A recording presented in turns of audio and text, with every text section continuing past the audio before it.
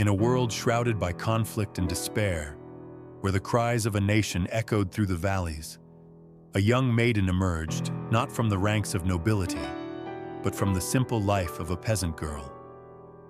Her story, etched in the annals of time, is a testament to unwavering faith and divine courage, forever inspiring those who dare to believe in the impossible. Welcome to The Cross Remains.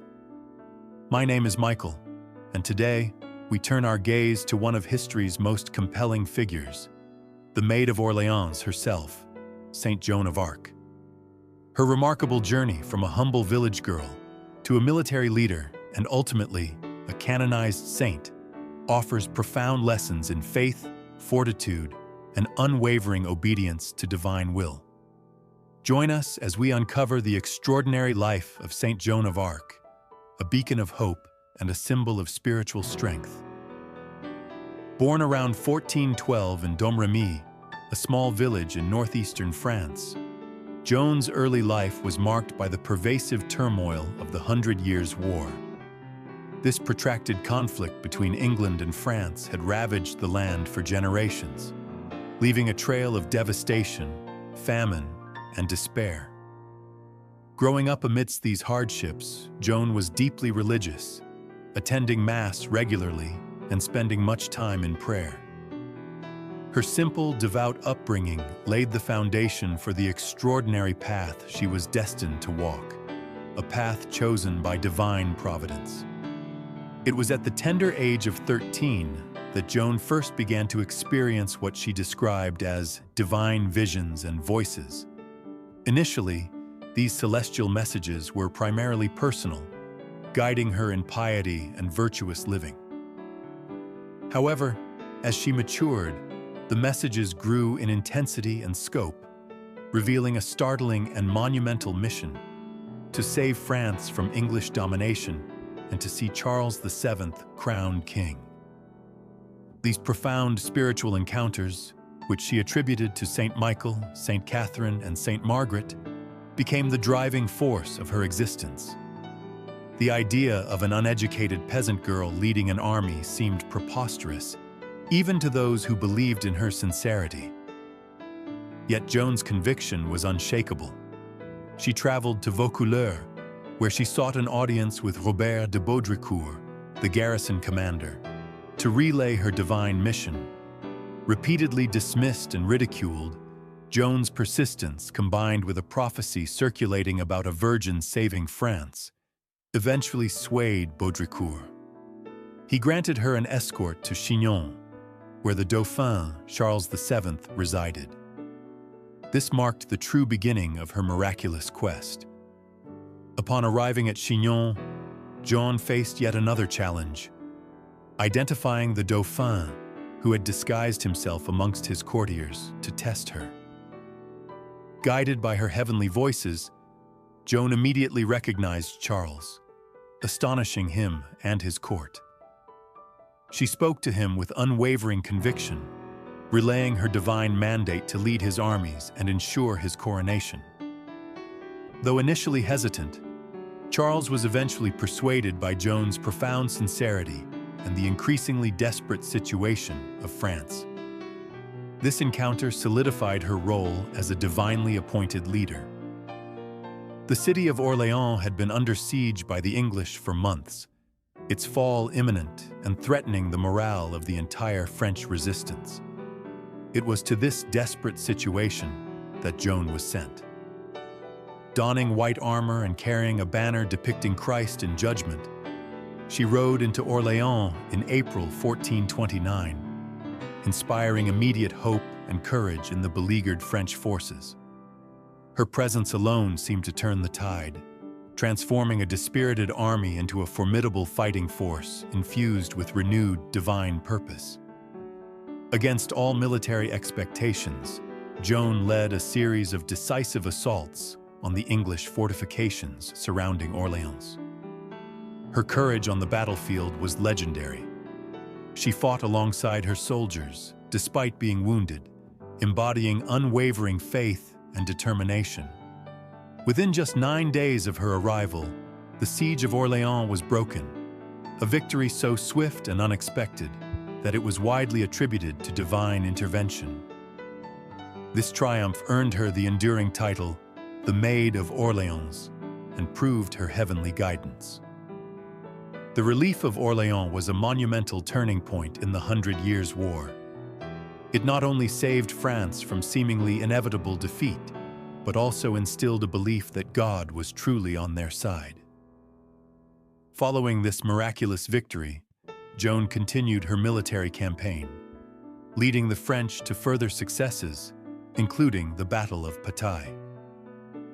These victories cleared the path for Charles VII to journey to Reims, the traditional site of French coronations, fulfilling another crucial part of Joan's divine mission. On July 17, 1429, Charles VII was officially crowned King of France in Reims Cathedral, with Joan of Arc standing proudly by his side. This coronation was not merely a political event. It was a deeply symbolic act that legitimized Charles's rule and unified the French people under a divinely sanctioned monarch.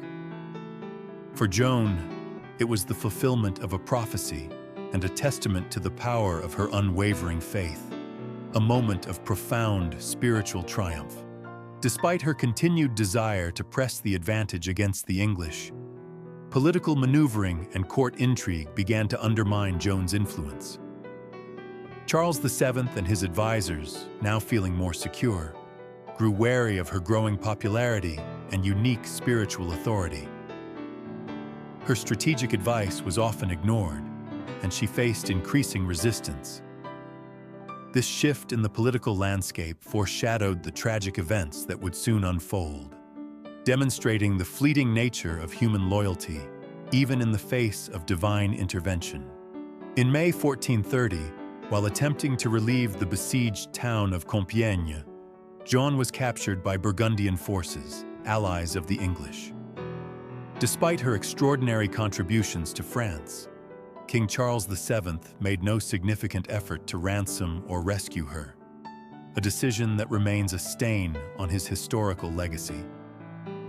Her capture was a severe blow to French morale and a triumphant moment for her enemies, who saw an opportunity to discredit her, and by extension, Charles's divine legitimacy. Joan was subsequently sold to the English, who were determined to condemn her as a heretic and witch to undermine the divine authority Charles VII claimed through her. She was put on trial in Rouen, presided over by Bishop Pierre Cauchon, a partisan of the English. The trial was a blatant miscarriage of justice, politically motivated and designed to secure her condemnation. Despite immense pressure and intimidation, Joan bravely defended her actions and her divine visions, refusing to recant her faith. The trial stretched for months, a grueling ordeal where Joan, an uneducated peasant, was forced to contend with seasoned theologians and legal scholars.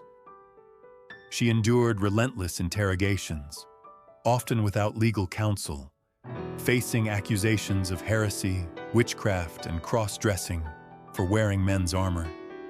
Her responses, though simple, often displayed remarkable wisdom and wit, demonstrating her unwavering conviction in her divine mission and her direct connection to God. One of the most contentious issues was Joan's insistence on wearing men's clothing and armor. For her, it was a practical necessity for battle and a directive from her heavenly voices. For her accusers, it was a clear sign of defiance against church doctrine and gender norms, conveniently used to bolster their heresy charges. This seemingly minor detail became a significant point of contention, highlighting the clash between her divine calling and the rigid interpretations of her persecutors. After months of relentless questioning and psychological torment, Joan was ultimately convicted. On May 30th, 1431, at merely 19 years old, Saint Joan of Arc was led to the marketplace in Rouen to be burned at the stake. As the flames consumed her, she reportedly gazed upon a crucifix, invoking the name of Jesus until her last breath. Her martyrdom, witnessed by many, left an indelible mark, transforming her from a military leader into a revered martyr for her faith. The very immediate aftermath of her execution saw witnesses, even some of her accusers, express doubts about her guilt, witnessing her profound piety until the very end. The English, despite their victory, failed to crush the spirit of French nationalism that Joan had ignited. Her sacrifice galvanized the French cause, and within a few decades, England had lost virtually all its French territories, effectively ending the 100 Years' War. More than 2 decades after her death, a retrial was opened at the request of Charles VII and Joan's family. This nullification trial, conducted by ecclesiastical authorities, meticulously reviewed the proceedings of her condemnation. In 1456, the original verdict was officially overturned, declaring Joan innocent of all charges and a martyr. This posthumous vindication restored her honor and paved the way for her eventual recognition as a saint. The veneration of Joan of Arc continued throughout the centuries, a testament to her profound impact. In 1909, she was beatified by Pope Pius VI, and in 1920, Pope Benedict XV officially canonized her as a saint of the Roman Catholic Church. This canonization solidified her place among the great figures of faith, recognizing her heroic virtues, her mystical experiences, and her ultimate sacrifice for God and country. Today, Saint Joan of Arc is revered as one of the patron saints of France, soldiers, and women in military service. Her story resonates deeply, offering inspiration to anyone facing overwhelming odds or struggling to uphold their convictions. She exemplifies courage in the face of injustice, unwavering obedience to divine calls, and the profound power of faith to transform the ordinary into the extraordinary.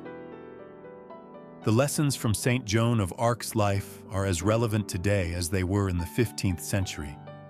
She reminds us that God can choose anyone, regardless of their social standing or perceived abilities, to accomplish His divine will.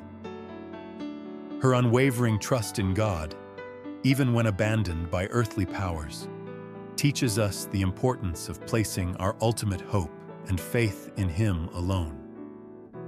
Saint Joan of Arc Catholic remains a powerful keyword for those seeking inspiration in Christian courage. Her story also speaks to the importance of discerning and responding to God's call, even when it seems impossible or contrary to worldly wisdom.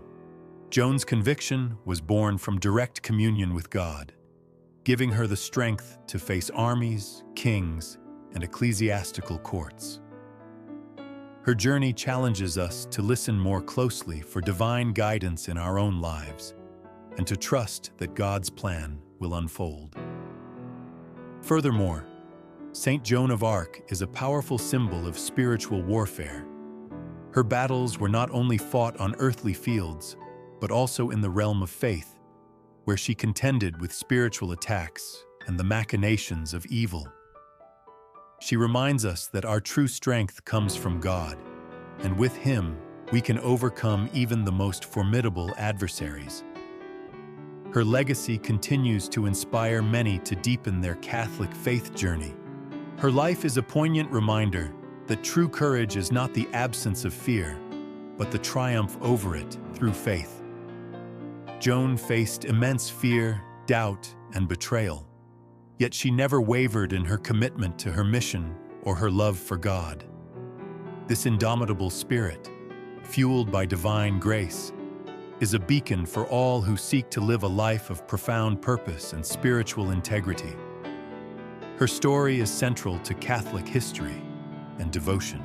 The cross remains because His love endures forever, and the lives of saints like Joan of Arc illuminate the path of that enduring love.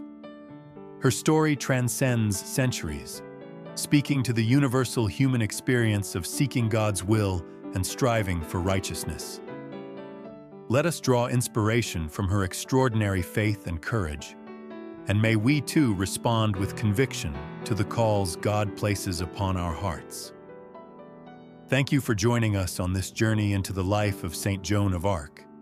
If her story has inspired you, please consider liking this video, sharing it with others who might find solace and strength in her witness, and subscribing to The Cross Remains for more content that explores the depths of our Catholic faith. Don't forget to ring the notification bell so you never miss an episode. Until next time, may God bless you and keep you steadfast in faith.